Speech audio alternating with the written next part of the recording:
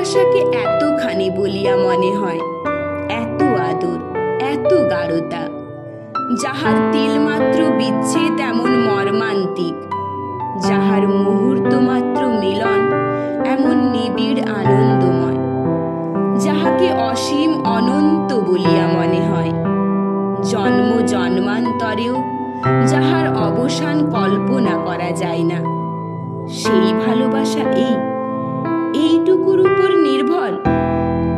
সমাজ যেমনি একটু আঘাত করিল, অমনি অসীম ভালোবাসা চূর্ণ হইয়া এক মুষ্টি ধুলি হইয়া গেল।